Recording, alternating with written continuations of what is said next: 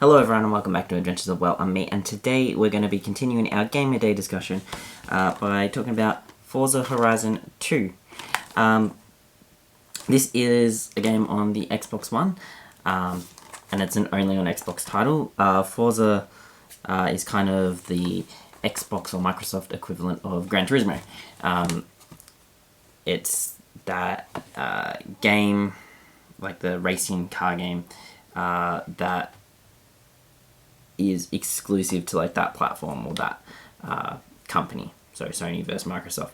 I've played a fair amount of Gran Turismo before, especially the ones on the PlayStation 3. I love those ones. I've got the PlayStation 4 one. Those games are great. They're good in that you know the tracks because they're tracks from around the world kind of thing, and you can race on them in all the different cars. You get the different experience. They look great. The most recent one for Gran Turismo had VR compatibility, and you got to race around with VR, which was fun. A little bit motion sickness came along with that one, but still a fun game. So I went into this game thinking it was going to be an experience like that, and I discovered that the Horizon games are different to the that style of racer, and there's Forza Motorsport games which are more like that traditional Gran Turismo style, but Forza Horizon is more of like this open world racing game where you have all these different cities and different villages that you go to, and you do different races to go between the cities on the map or through the city that you're currently in, or maybe there's like a drifting one where you have to drift a certain amount of times to get a certain amount of points, or there's knockout races and things like that. So it's a mix of all different things like that around different locations that you drive to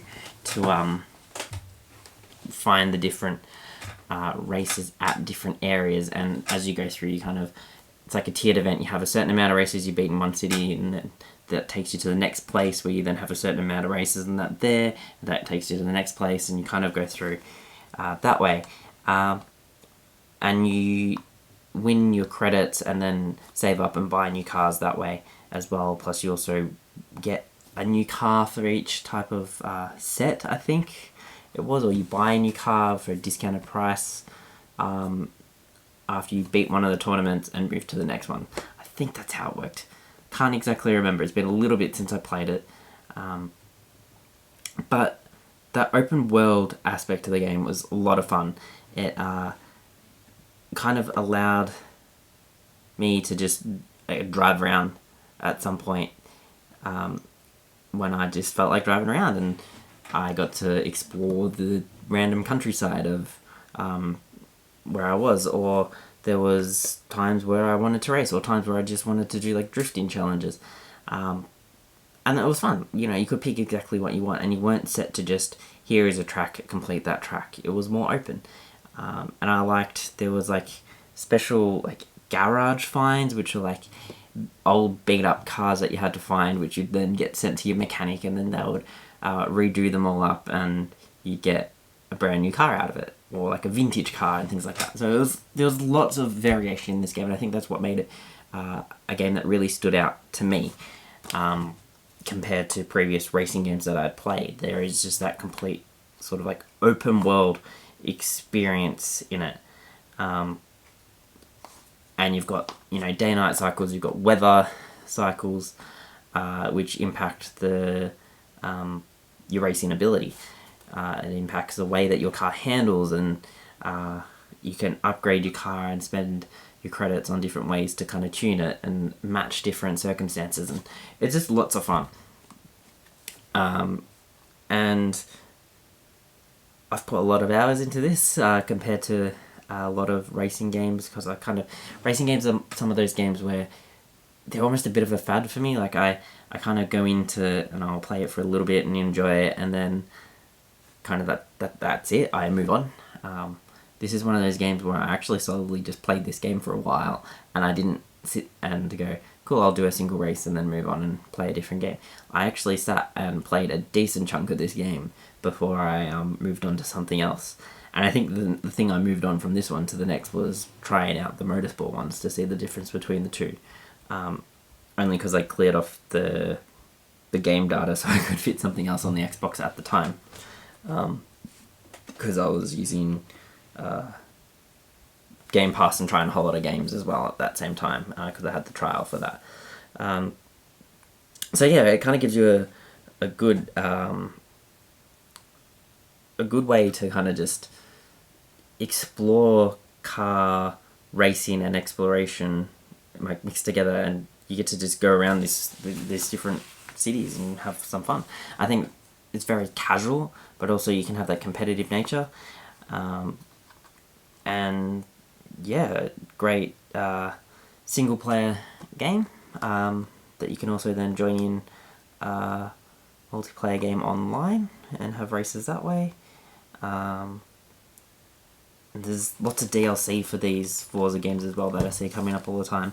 I think it was Forza Horizon 4, I think that's the current one, had a Lego DLC that was announced and released where you got Lego cars and stuff, which looked interesting. It's different for a racing game, and I think I would definitely love to pick up a copy of that DLC, but it's just bizarre to think about playing like Lego, like with Lego in a real world setting in the game when, you know, you've got this like super realistic looking game and then all of a sudden you've got these Lego cars driving around. It's a bizarre concept, but it looks amazing at the same time. I'm pretty sure it was Forza Horizon 4 that had that. Don't quote me on that, I could have that wrong. And I'm probably going to forget to put, you know, a title down here if I did get that wrong, showing a correction, because, you know, sometimes I'm a bit like that.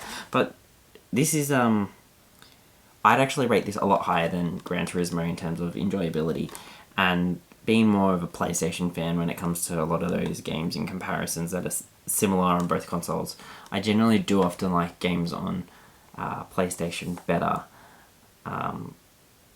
between the PlayStation and Xbox, but this is one game that I'll definitely say,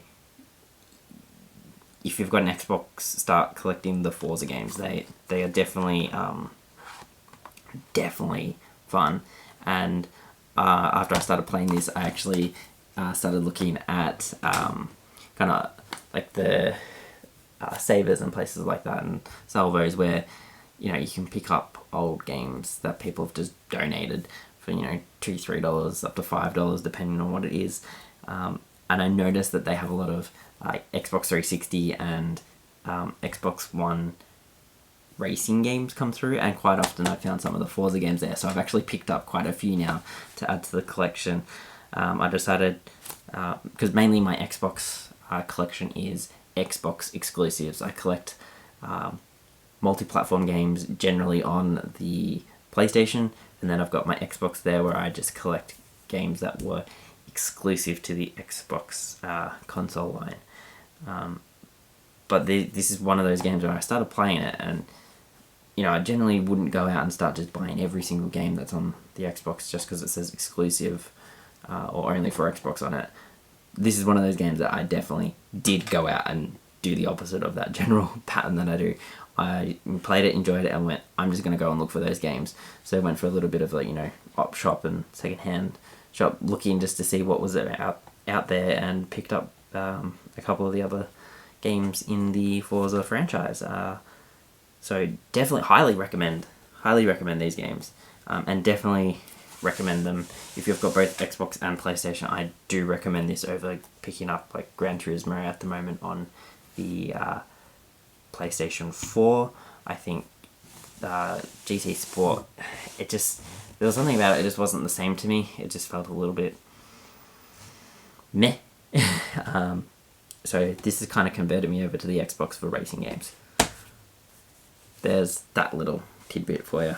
So Forza Horizon 2, great game. Maybe one day I'll do a little bit of a live stream of playing a Forza game and see how we go. Anyway, have a great day, guys. Hope you enjoyed the video. If you did, hit that like button and consider subscribing to see more content coming your way. I'll catch you next time.